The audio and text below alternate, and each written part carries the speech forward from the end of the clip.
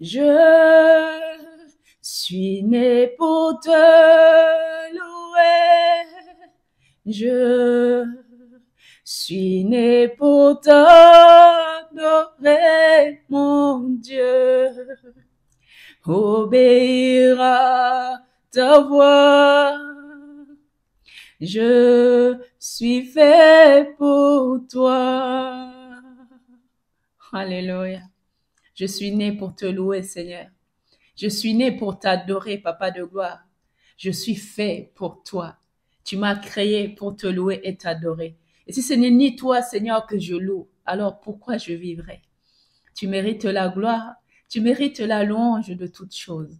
Je te loue, Seigneur, pour qui tu es, pour tout ce que tu fais dans ma vie, et que toute la gloire, Seigneur, te revienne à toi seul. Merci pour ta parole encore aujourd'hui. Merci pour le message que tu vas encore donner à tes enfants. Je te prie, Papa de gloire, de fortifier tous ceux qui sont dans le combat. Chaque épreuve, Papa de gloire, que nous traversons est une école pour nous former, une école dans laquelle tu nous prépares afin que tu manifestes ta gloire puissamment dans notre vie. Alors, donne-nous que quel que soit, Seigneur mon Dieu, dans l'épreuve dans laquelle nous sommes, que nous puissions te rendre gloire, que nous puissions continuer à t'adorer, que nous puissions continuer à lever ton nom, Papa de gloire, à proclamer ta gloire dans notre vie, parce que tu es le Dieu de victoire. Et si tu as la victoire en toi, la victoire nous appartient aussi.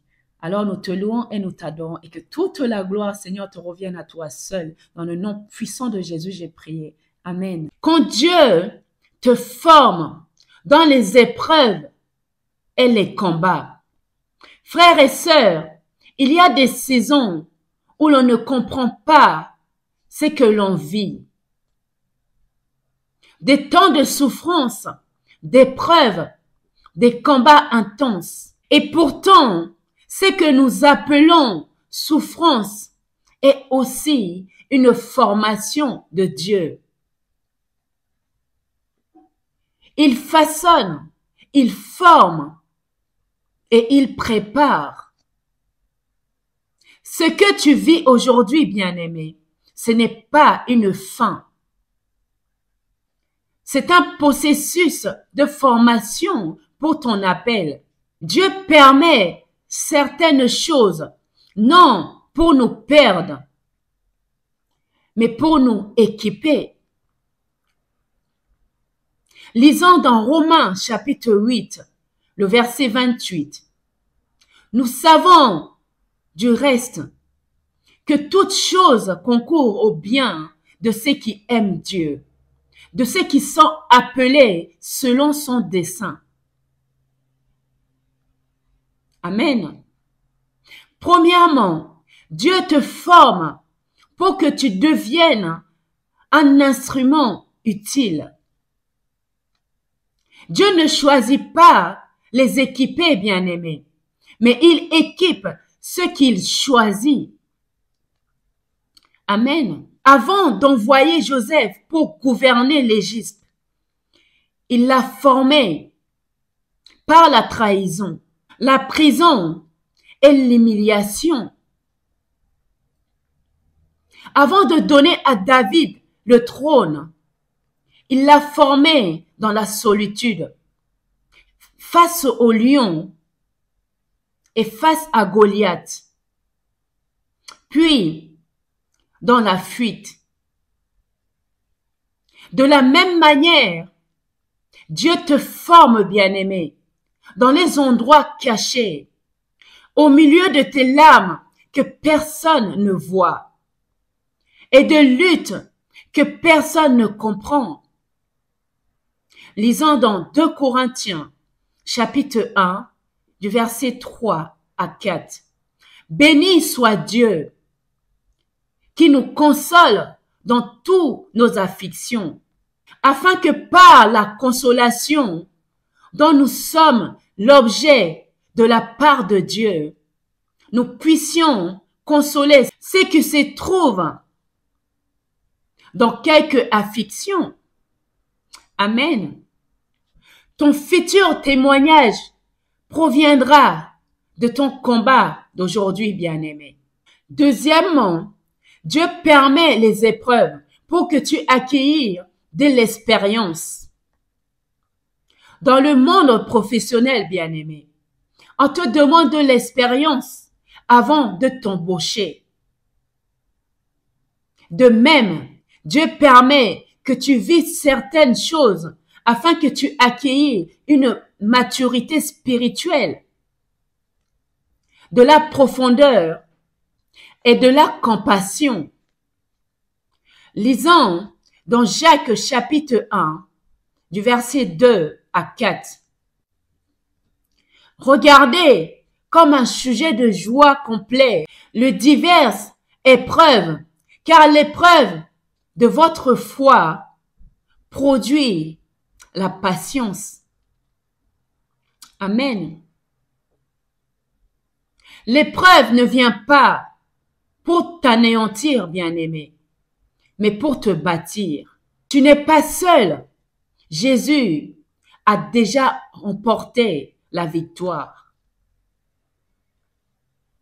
Tu n'es pas abandonné, bien-aimé. Jésus lui-même a été formé dans les souffrances.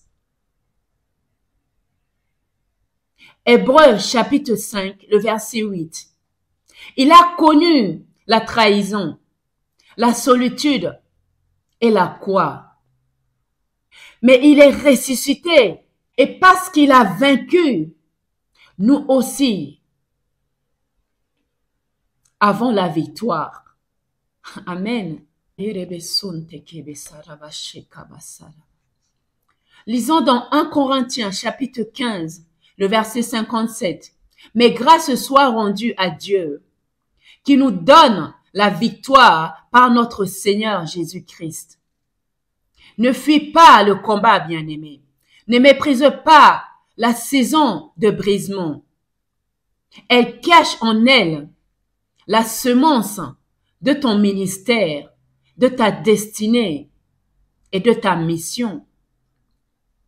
Amen. Pour terminer, bien-aimé, toi qui passes par l'épreuve aujourd'hui, lève les yeux. Il y a un but. Il y a une gloire cachée derrière ton histoire. Ce feu que tu traverses, Dieu s'en sert pour purifier l'or en toi.